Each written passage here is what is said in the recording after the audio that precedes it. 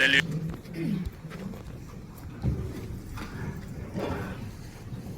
시대를 따라 유행을 추구하는 분들이 많이 있고 시대의 정신을 반영하는 분들이 많은 마음입니다. 요즘 이 한국 사회에서 가장 핫한 이슈는 외모 가꾸기. 한국 영화로는 세계를 추구하고 있지 않나 싶을 만큼 외모 가꾸는 일에 대해서 노력하고 아주 열심입니다. 한국에 성형 수술하기 위해 들어오는 외국 사람들도 많이 있고 병원의 진료 과목 중에 성형외과 피부과가 굉장한 인기를 누리고 있는지 아주 오래이고 그 인기가 사그라들 모습은 전혀 보이지 않고 있습니다. 앞으로도 아마 성형외과 피부과는 흥망할 것 같습니다. 얼마나 많은 사람들이 관심이 많은지 특별히 K-뷰티에서 한국의 이 화장품, 피부관리, 한국 화장법 이런 것들이 세계에 많이 유행을 불러일으키고 있습니다. 여기 앉아 계신 많은 분들도 요즘 집중하고 고민하는 것 중에 하나가 이 외모인지도 모르겠어요. 외모, 예, 맞습니다. 외모 잘 바꿔야 합니다. 여러분 동네마다 건물마다 피부 관리하는 곳이 얼마나 많은지 몰라요. 에스테틱 예, 얼마나 많은 분들이 오르락 내리락 하면서 들어갈 때는 웅중하게 들어갈 때는 나올 때는 얼마나 고생하게 나오는지 모르겠어요. 여러분 사람의 외모, 사람의 기능, 사람이 처음 만났을 때 여러분 0.3초 짧게는 0.3초 한번 이렇게 보면 0.3초 알리면 그리고 보통 3초, 6초 되면 그 사람에 대한 첫 인상이 결정된다고 합니다. 다른 사람에 대한 첫 인상의 결정에 가장 많은 부분, 약 7, 80%가 바로 외모에서 결정이 되어진다고 하니 오늘 많은 사람들이 외모를 가꾸는 일에 마음을 쓰는 것이 다 이상은 아닐 것 같습니다. 여러분 신체 근육 중에 가장 많은 근육이 분포되어 있는 곳이 얼굴이라고 합니다. 얼굴에는 무려 80개의 근육이 있다고 하고요. 이 80개의 근육을 통해서 약 7,000가지의 표정을 지을 수 있다고 합니다. 우리 좌우에 있는 분들과 함께 짧은 시간 5가지만 하면 표정, 절망, 표정, 시작. 너무 속상해 하지만 왜 하나님 보러 왔다가 이상한 사람 같다고 자기 나름대로 잘 앉으시고 여러분 사람이 외모를 가꾼다든지 외모 참 중요한데 특별히 얼굴 표정이 굉장히 중요한 것 같습니다. 여러분 잘 아시는 미국의 16대 대통령 아브라함 링컨이 아주 유명한 일화를 남겼습니다. 아브라함 링컨이 대통령이 되었을 때 내각의 인사를 누군가 청구했습니다. 그래서 이 사람을 내가 추천합니다라고 가까운 지인이 아브라함 링컨에게 한 사람을 추천했습니다. 추천을 받은 아브라함 링컨이 그 사람을 면담했습니다. 면담하고 나서 같이 일하지 못하겠습니다라고 거절했다고 합니다. 이 거절을 받은 지인이 너무 속상하고 당혹스러워서 화를 벌어내면서 링컨이요, 당신이 믿음 좋은 사람인 줄 알았더니 사람 외모를 보니까 왜 그 사람이 마음에 안 들어갑니까? 아브라함 링컨이 이렇게 말합니다. 사람이 나이 40이 넘으면 자기 얼굴에 책임을 져야 합니다. 나이 40이 넘으면 자기 얼굴에 책임을 져야 합니다. 방금 만난 그 사람에 대해서는 그 어떤 평강도 비전도 기쁨도 찾아볼 수 없고 철저한 내모판만 발견할 수 있었습니다. 라고 말했다고 합니다. 이 일화에서 40이 넘으면 사람이 자기 얼굴에 책임을 져야 된다는 이 아주 유명한 결론이 생기기 시작했습니다. 근데 사실 따져놓고 보면 아브라함 링컨이 다른 사람 얼굴 탓할 정도는 아니에요. 이 양반이 남의 얼굴 따지면 안 되는데 왜 그러면 이분이 40이 넘으면 자기 얼굴에 책임져야 된다라고 말했을까요? 이 아브라함 링컨이 말했던 얼굴이 뭘 말할까요? 높은 높은 콧대를 말할까요? 큰 눈, 아니면 쌍꺼풀이 있고 처진 피부가 아닌 탱탱한 피부 뭐 이런 것들을 말했을까요? 아니요. 40년 정도 살아온 삶의 요정 속에 그에게 차곡차곡 쌓여있는 속사람으로부터 우러나오는 그 사람의 얼굴, 표정, 그 됨됨이 그것을 지금 아브라함이 말하고 있는 것입니다. 짧게 말하면 우리가 40이 넘으면 우리의 됨됨이의 삶의 표현에 대해서 우리는 책임질 수 있는 존재가 되어줘야 한다라고 하는 것입니다. 외국 속담에 저번에 이런 말이 있습니다. 고운 얼굴로 더러운 마음을 숨길 수도 있다. 예, 아주 맞는 말입니다. 여러분, 더러운 마음이 있는 사람도 가면을 써서, 고운 얼굴이라는 가면을 써서 외모를 통해서 자기의 더러운 마음을 숨길 수도 있습니다. 이 서양의 교훈은 사람을 외모, 표면으로 판단하지 말고 그 사람의 됨됨이 속 사람을 잘 살피라는 그런 교훈적 교훈인 것입니다. 아주 훌륭한 교훈인 것 같습니다. 네, 그렇습니다. 여러분, 우리 인생은 밖으로 보이는 외모, 이것도 중요하지만 우리가 더 주목해야 할 것은 무엇인가 하면 그 마음입니다. 여러분, 사람에게는 마음이 다 있습니다. 근데 마음이 보이지 않습니다. 여러분, 마음은 어디에 있습니까? 어떤 분들은 머리에 있다고 말합니다. 예, 그분들은 아마 이 뇌 속에 마음이 있다고 얘기합니다. 왜냐하면 마음이라는 것이 생각하는 기능이 있기 때문에 그렇겠죠. 머리로 뇌로 생각하니까 마음이 머리에 있다 주장하시는 분들이 있습니다. 네, 아주 일리 있는 말입니다. 어떤 분들은 이 가슴이 있다고 말하는 분들은 신장을 읽겠죠. 신장에 마음이 있다라고 말합니다. 그런데 우리는 분명하게 마음이 어디 있는지 잘 몰라요. 마음이 보이지 않아요. 머리에 있는지, 가슴에 있는지, 신장에 있는지, 뇌에 있는지, 심장에 있는지, 아니면 다 있는지, 어디에 있는지 알지는 못하지만 마음이 있습니다. 그것을 어떻게 하느냐? 특별히 이 보이지 않는 마음이 표현되어지는 곳이 있기 때문입니다. 얼굴입니다. 얼굴을 마음의 거울이라고 말합니다. 보이지 않는 마음을 비춰주는 것이 얼굴입니다. 특별히 얼굴 중에서 눈을 마음의 창이라고 부릅니다. 여러분, 마음을 조명해주는 것이 눈입니다. 그래서 사람의 얼굴, 특별히 눈을 보면 그 사람의 마음의 됨됨이, 그 마음의 생각을, 그 마음의 선과 악을 우리는 다 거울로 비춰보듯이, 빛으로 비추듯이, 창을 통해 보듯이 볼 수 있게 되는 것입니다. 얼굴 표정 말입니다. 성경 속에 인물들 속에 있는 그 얼굴과 얼굴 표정에 대해서 성경 여러 곳에서 묘사하고 있는 것을 우리는 쉽게 찾을 수 있습니다. 창세기 4장 말씀에 보면 가인이라고 하는 인류 최초의 살인자입니다. 가인과 하나님 사이의 관계 속에서, 그리고 아벨과 하나님과의 관계 속에서, 그리고 가인과 아벨의 관계 속에서 얽히고 섞여있는 복잡한 관계 속에 가인이 그가 상처를 받고 자기의 이 됨됨이를 자기가 잘 절제하지 못해서 몹시 분하여 안색이 변한 얼굴 그 표정을 보여주고 분이 나면 안색이 변하고 그대로 표현이 되어지죠. 느헤미야 말씀에 보면 느헤미야가 그의 민족 예루살렘의 성벽이 무너지고 예루살렘이 황폐해졌다는 소식을 듣고 너무 마음이 아프고 무겁고 근심에 쌓였습니다. 그런데 그것이 고스란히 왕 앞에 나아가서 숨길 수 없을 만큼 되었다. 얼굴에 수심이 가득했는데 마음이 근심으로 가득 찼기 때문이다 라고 말합니다. 네, 그렇습니다. 우리 속에 근심, 수심이 있으면 얼굴을 통해 나타나 보여집니다. 왜요? 얼굴은 마음의 거울이기 때문에 그렇습니다. 나아가서 여러분, 죄를 지은 죄의 징벌로 인해 우리의 영혼과 우리의 마음은 짓눌리게 됩니다.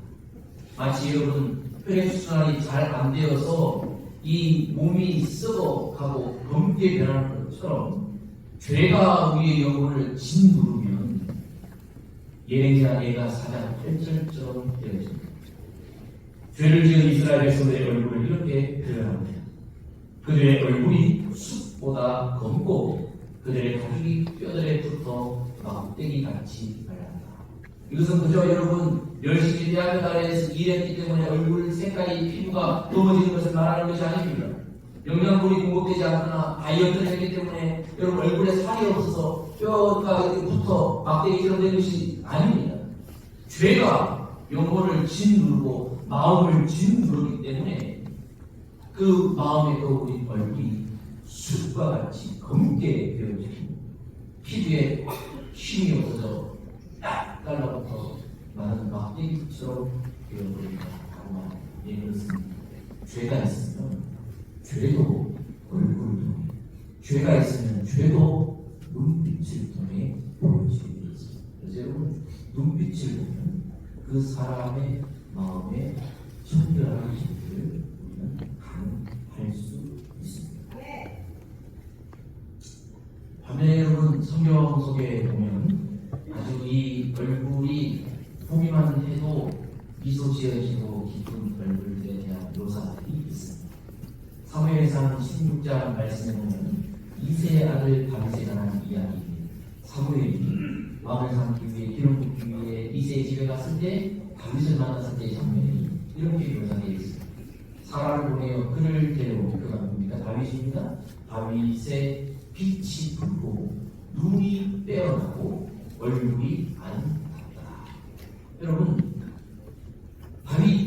다윗을 보니까 그의 속사람이 건강했고 그의 속사람이 하나님의 그대로 출현해서 그 속사람이 눈으로 비춰지는데 눈이 빼어나고 그의 빛이 붉고 얼굴이 아름답다 라고 기도합니다. 마치 여러분이 매일 집에서 볼을 보듯이 다윗의 얼굴이 그랬던 것 같습니다. 축복합니다. 여러분들도 얼굴빛이 붉고 눈이 빼어나며 얼굴이 아름답다는 칭찬을 많이 받으시기를 주님의 이름으로 축복합니다. 아멘. 성경에 보니까 스데반이라고 하는 사람이 등장합니다. 스데반이라는 게 성경에 이렇게 말합니다.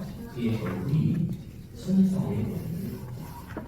야, 사람에 대한 칭찬 중에 이와 같은 더한 칭찬이 어디 있습니까? 여러분 스데반의 콧대가 똑하게 높고 눈이 아주 총모하고 쌍꺼풀이 있고 여러분 눈썹이 짙고 피부가 튼튼하고 처지지 않고 그걸 말하는 것이 아닙니다. 여러분 그의 속사람이 얼마나 건강한지 그의 사람이 얼마나 아름다운지 그의 얼굴을 통해 반영되어지는 그 모습이 천사의 얼굴과 같은 찬의 표현이 여기에 있습니다. 저는 우리 포항 성결교회 모든 성도들이 천사와 같은 얼굴로 살 수 있기를 주의 이름으로 축복합니다. 아멘. 늘 꿈입니다. 제가 교회 오면 무서울 때가 있어요. 조금 날씨가 오늘 본문 말씀을 보니까 모세가 등장하는데 오늘 모세에 대한 묘사도 아주 아름답게 되었습니다. 이스라엘 자손이 모세의 얼굴을 볼 때 모세의 얼굴 피부에 광채가 근데 이 광채가 얼마나 나든지 마치 신을 보는 것과 같아서 사람들의 마음이 두렵기까지 얼마나 빛났습니까? 눈이 부셔서 볼 수 없고 이런 부심은 사람에게서 볼 수 없는 눈부심이기 때문에 마치 신인 것처럼 모세를 신격하듯이 그 빛 때문에 주눅이 되는 사람들이 두려워했다고 오늘 성경에 기록되어 있습니다. 그리고 사람들이 교회들에서 모세의 빛나는 광채에 주목하기 시작하니까 모세가 수건으로 얼굴을 가렸다. 수건으로 얼굴을 가리는 목적은 두 가지입니다. 두려워하는 백성들에게 안심시키기 위해 수건으로 얼굴을 가리고 또 한 가지 실천적인 이유가 있습니다. 그것을 사도 바울은 고린도 후서의 말씀에서 이렇게 우리에게 친절하게 설명해 주고 계십니다. 모세가 이스라엘 자손에게 장차 없어질 것의 결국을 주목하지 못하게 하려고 수건을 그 얼굴에 썼는 것 같이라고 말합니다. 네, 모세가 왜 수건을 덮었습니까? 자기의 이 빛나는 영광은 자기 것이 아니고 자기의 이 빛나는 영광은 영원한 것이 아니고 자기가 신처럼 받을 만한 존재가 아니기 때문에 백성들이 자기를 주목할 것이 아니라 참된 빛의 근원이신 하나님을 주목하라고 하나님을 경외하라고 하고 자기는 사라지기 위해 가리워지기 위해 수건을 덮었다라고 성령이 이 바울의 입을 통해 모세가 수건을 덮은 사건을 설명해 주고 있습니다. 오늘 이 자리에도 덮은 사람들이 있습니다. 바로 찬양대. 여러분 찬양대 가운을 입고 있습니다. 가운을 왜 입습니까? 멋있으라고 입습니까? 아니요, 가리는 찬양대로 임명을 받고 찬양대로 자원했지만 부족하고 또 부족하기 때문에 이 부족함과 부끄러움을 가리는 거예요. 사람들로 하여금 사람이 사람을 보지 못하도록 가리는 거예요. 여러분 그래서 목회자들도 예식을 진행하거나 또 많은 교회들은 예배 때도 가운을 입고 목사님들이 예배 때 말씀을 전하십니다. 가운을 왜 입습니까? 멋있으라고 입습니까? 아니 입을 옷이 없어서 가운을 입습니까? 아니요. 그 부족한 존재를 가리는 돕는 겁니다. 사람에게 주목하지 말아야 하는 거예요. 그런데 이게 아주 변질이 되었습니다. 원래 예배 때 예전 때 가운은 가리기 위해 입는 건데 요즘은 뭐 이 가운에 얼마나 회양 잘하는지 여기다가 삼성 아디다스 역사 믿어서 하고 가운에 얼마나 막 숨을 넣고 반짝반짝 빛나게 하고 막 멋지게 막 세련하고 이거 자꾸 돋보이게 아니요. 가운데는요 모세가 자기의 영광을 가리고 자기가 나타나는 것이 아니라 하나님만 보여줍니다. 오늘 우리 우리 그릇들이 사용한 하나님 박수 한번 합시다. 오늘 시간에 지금 계속해서 진행 중이어가지고 저쪽에서 예배드려가지고 우리 요수와 찬양팀이 가까이 상황인데 오늘 모두 그릇들이가 오십니다. 집에 목걸이 하나씩 다 있으시죠? 아무도 안 와봤어요. 오늘 특별히 앞에 있었는데 많아서 아무도 목걸이 안 와봤어요. 왜요? 자기를 드리는 하나님을 높이고 하나님을 배우는 소중한 분들. 그리고 우리는 상황 가운데서 우리를 드러내려고 내 옆에 아무리 하나님처럼 있나도 하나님만 오직 높임 받아야 될 줄 믿습니다. 늘 우리는 십자가에 가려주지 않고 하나님의 영광을 가려주지 않고 사람이 박수하면 하나님만 영광 받으시라 하는 것입니다. 그런데 아주 흥미로운 것은 모세가 백성들 앞에서는 수건을 가렸는데 하나님 앞에 갈 때는 또 수건을 벗어요. 왜 하나님 앞에서는 수건을 벗을까요? 우리 생각으로는 하나님 앞에 가면 더 수건을 가리고 눈도 못 보고 해야 되는데 왜 그렇습니까? 여러분 하나님과 우리 사이에는 그 어떤 것도 있어서는 안 됩니다. 그리고 하나님 앞에 우리가 가릴 수 있는 것은 없습니다. 우리가 사람들 앞에서는 가면을 쓸 수도 있고 미장도 하고 변장도 하고 고음을 불러 더러운 마음을 가릴 수도 있지만 하나님 앞에서 그것들은 다 항상합니다. 하나님 앞에서는 그냥 있는 모습 그대로 죄된 모습을 그대로 부족한 모습을 그대로 하나님 상처 입은 심령을 그대로 하나님 앞에 숨긴 것은 아무것도 없기 때문에 하나님 앞에서 시각에서는 신 앞에서는 반복자고 모세가 그렇게 섭니다. 여러분 하나님 앞에 설 때 치장하려고 하지 마세요. 위장하려고 하지 마세요. 거룩한 척, 착한 척, 아름다운 척 할 필요가 없어요. 힘들면 힘들다, 어려우면 어렵다, 속상하면 속상하다, 넘어졌으면 넘어졌다, 엉망진창의 삶을 살아 부끄러우면 부끄럽다고 그대로 주님한테 가면 주님 우리가 보고 계셨고 알고 계시기 때문에 하겠습니다. 네 그렇습니다. 오늘 모세 이처럼 모세가요 그의 얼굴이 빛나는 광채로 가득 찼다는 것입니다. 자 그러면 이거 한번 생각을 한번 해봅시다. 이런 말이 있습니다. 용모는 하나님이 책임지시는 것이고 외모는 하나님이 책임지시는 것이고 표정은 자신이 책임져야 한다라는 말이 있습니다. 여러분 콧대가 나는 건 누구 책임이에요? 누구 잘못이에요? 아마 하나님이 저를 만들 때는 집중해서 이렇게 여러분 만드실 때 하나님 좀 바쁘셔서 있어요. 저를 만들 때는 하나님이 막 너무 좋아가지고 눈에 막 쌍꺼풀도 나올 때 만들어주셨는데 여러분들 만들 때는 너무 많이 만들어가지고 애들 급해가지고 아마 안 끌어서 나 내버려 놓고 계실 거예요. 그럼 여러분 하나님 잘하십니다. 여기 손 가셔서 따지시는 네, 그럼 하나님 집인데요. 콧대만 높고 눈이 크건 작건 귀가 어떻게 생겼건 이거 하나님 집입니다. 중요한 것은 우리의 표정. 이 표정은 내가 책임져요. 외모를 하나님이 창조하셨습니다. 속사람은 내가 갖고 가요. 속사람을 내가 갖고야 될 책임이 있고 갖고진 그 속사람이 내 얼굴, 표정, 눈빛을 통해 나오기 때문에 그 부분은 하나님이 우리에게 맡기셨어요.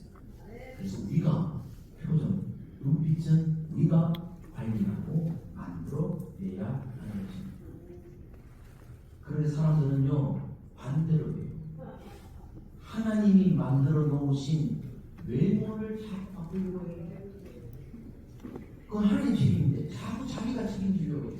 그래가지고 자꾸 침대에 들어놓고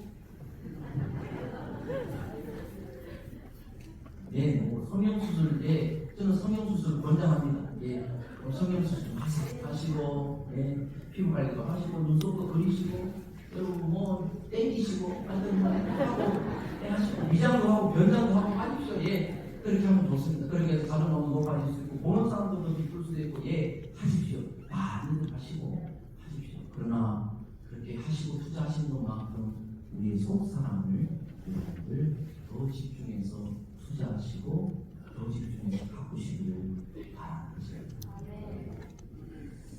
그럼 오늘 모세, 다윗, 스데반 부럽지 않습니까? 어떻게 하면 가인이 아니라 여러분 느헤미야의 근심이 아니라 백성들의 죄된 얼굴에 검은 얼굴이 아니라 다윗처럼 스데반처럼 모세처럼 빛나고 아름다운 그 얼굴 표정으로 살 수 있을까요?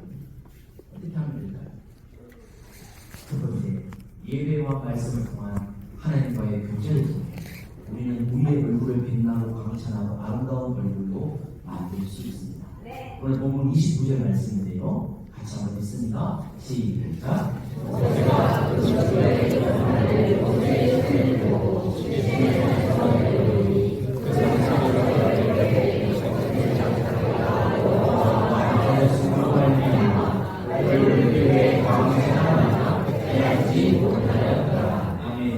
여호와와 말하였으므로 말미암아 여호와와 말하였으므로 말미암아 만약 여러분 모세의 얼굴 피부에 광채가 나는 방법이 얼굴에 여러분 여러 가지 화장품을 바르고 여러분 페이드를 하고 무슨 이 시술을 해야 되는 것이라면 하나님 그렇게 하셨겠죠. 그런데 하나님이요 모세의 얼굴에 빛나는 광채를 내게 하는 방법이 뭡니까? 하나님이 모세와 말씀해 주시는 것이었습니다. 여러분 인간이 하나님과 교제하는 것이었습니다. 하나님과 인간이 교제할 수 있는 것은 뭡니까? 예배와 말씀인 줄 믿습니다. 그분에게 경배하고 그분에게 절하며 그분은 우리에게 말씀하시고 우리는 그 말씀을 받을 때 그리고 그 말씀을 반응할 때 우리의 속사람이 하나님 안에서 영원해지고 힘이 있어지고 소성되게 되어서 우리의 이 속사람이 건강해지고 회복되어지면 마음의 거울이 우리의 얼굴에 눈빛에 광채가 나게 되는 줄 믿습니다. 여러분 우리의 아름다운 얼굴을 위해서 하나님과의 예배 말씀을 통한 깊은 교제를 가지시기를 주의 이름으로 축복합니다. 두 번째로 어떻게 하면 아름다운 얼굴 가지고 살 수 있나요? 신약성경 누가복음 9장에 예수님을 통해 또 다른 답을 우리가 찾을 수 있습니다. 누가복음 9장 28절 29절 변화산에서 있었던 예수님의 모습을 이렇게 누가가 기록합니다. 같이 읽습니다. 시작.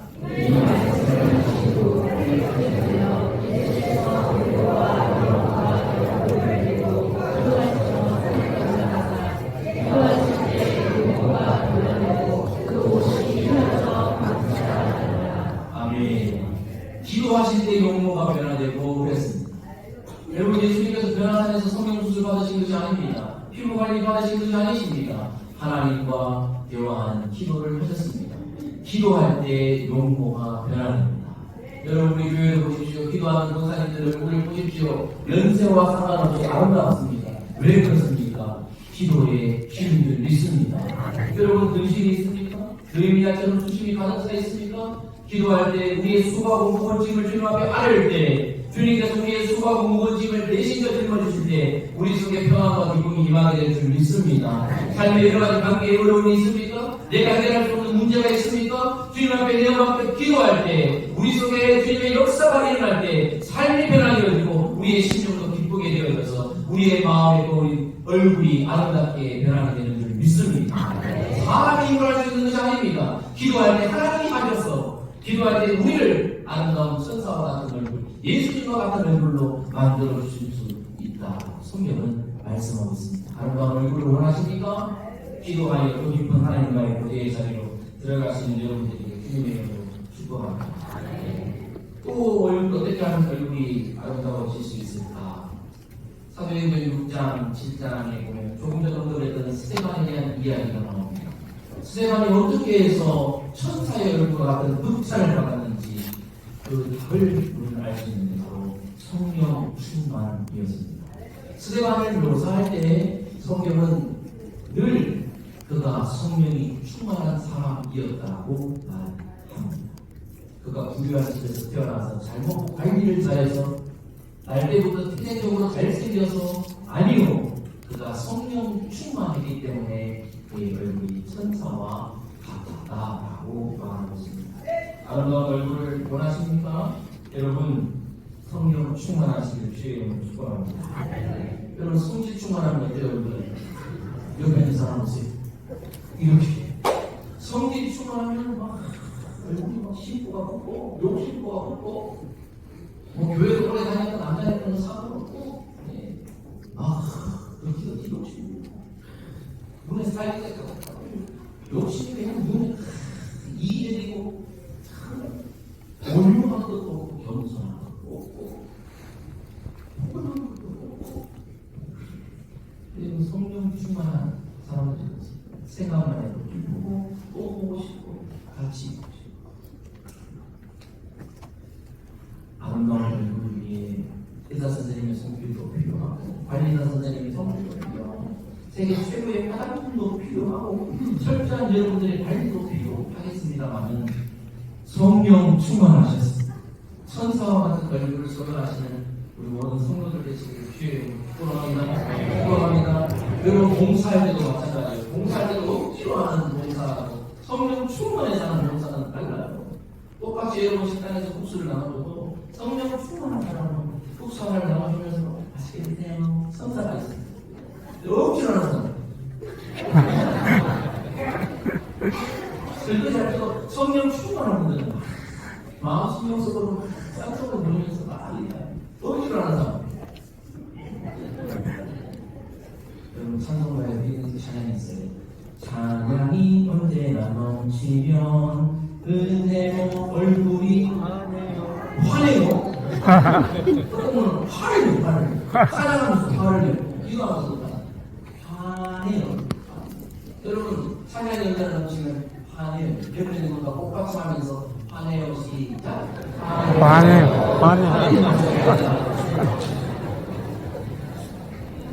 여러분 예수님 잘 믿는 사람들 보세요. 다 공부하고 다 그래요. 오늘 지금 어떻습니까? 오늘 되게 부담스럽지가 얼굴을 좋아했는데 어제 3040 수련회를 제가 오후에 들어갔더니 저녁에 300번을 뽑아먹더라고요. 요즘 뭐 미세먼지 워낙 많아가지고 초미세먼지 너무 많아가지고 돼지고기를 먹으면 또 그게 또 해마침 또 삼겹살이 있어가지고 어제 보면 내가 또 많이 먹었네. 어쨌든 오늘 후원나요? 아니면 돼지고기 편하게 때우면 필요가 좋은가요?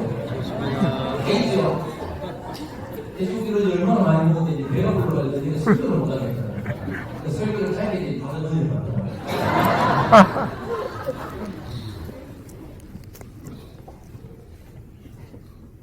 여러분들도 여러분 교회 목사분들 했으면 좋겠어요. 화냈으면 저도 마찬가지예요. 교회를 때 좀 편안하게 하십니다. 지금 설교 시간에 저만 인정하는데 여러분 왜 긴장을 하고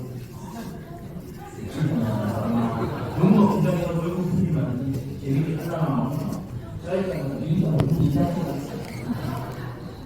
설명을 안 하고 집중해서 너무 화난 얼굴로 보여주셨어요. 제가 설교하다가 간단하게 올라가는 사람을 놀라시는 거예요. 고난 엄마의 얼굴로 설교를 들으시고 어린아이와 같은 순전한 얼굴로 설교를 들으시고 예배를 드리시고 우리 하나님 앞에 예배드리는 목을 미신다고 하나님 앞에 예배드리는 공포 앞에 있는 사람들은 목을 인상을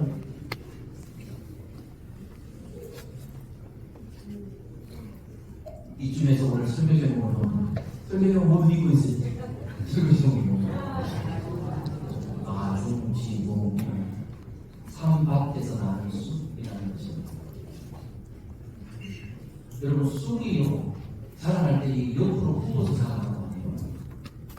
쑥이 자랄 때 옆으로 이렇게 굽어서 자라는데 놀랍게도 그 굽어서 자라나는 쑥을 올곧게 자라는 산밭 사이에 심어놓으면 놀랍게도 굽어 자라는 쑥이 산처럼 곱게 자랍니다. 환경이 얼마나 중요한지를 말해주는 그러한 속담입니다. 맹모 삼천지교 아시죠? 맹모 삼천지교. 어디에서 자라나느냐에 따라서 가치관이 형성되는 것이 달라지고 보는 것이 달라지고 꿈꾸는 것이 달라지고 태도가 달라지고 성품이 달라지고 인생이 달라진다는 그러한 일들이 일어나고 있습니다. 인생이 얼마나 연약한 존재인지 환경에 따라서 너무 많이 좌지우지 됩니다. 여러분 한번 생각해 보세요. 여러분 주변에 불평, 불만하는 사람, 짜증 많은 사람 곁에서 여러분 한 10분, 20분만 같이 있으세요. 여러분 들어가다 나오면 여러분 걸리는데 여러분 세상에 건강 폐설하고 돈 이야기만 하는 세상 친구들 모임에 한번 갔다 와보세요. 온몸에는 감기 냄새가 찌들 뿐만 아니라 여러분의 심령도 여러분 모르게 다 여러분 주변에서 나오고 그래서 누구를 만나느냐 누구와 함께 교제하느냐 이게 참 중요한 여러분 오늘 이 속담과 이 사자성어나 다른 의미에서 부정적인 의미에서 근묵자극 그런 것을 가까이 하면 검게 됩니다. 여러분 오늘 모세가 오늘 다윗이 오늘 예수님이 오늘 스데반이 어떻게 해서 세상 사람들과 구별되는 그렇게 빛나고 광채나는 아름다운 얼굴 눈빛으로 살 수 있었습니다. 하나님과 가까이 했기 때문인 줄 믿습니다. 마중지봉 쑥이 산밭에 있어 그가 얼굴에 자라고 있다면 오늘 우리의 삶도 우리의 얼굴도 우리의 아름다움도 우리의 속사람도 성삼위일체 하나님과 함께 깊은 교제 속에 있으면 아름답게 변화될 줄 믿습니다. 환하게 변화될 줄 믿습니다. 맑게 빛나게 될 줄 믿습니다. 사랑하시는 성도들이요, 하나님 앞에서, 사람들 앞에서, 가족들과 더불어 살면서 교회 안에서 모든 사람들에게 여러분들의 밝고 빛나는 눈과 아름다운 속사람의 얼굴을 비춰줌으로 천국을 이 땅에 만들어내는 하나님의 복된 삶을 가지시기를 주님의 이름으로 축복합니다. 축복합니다.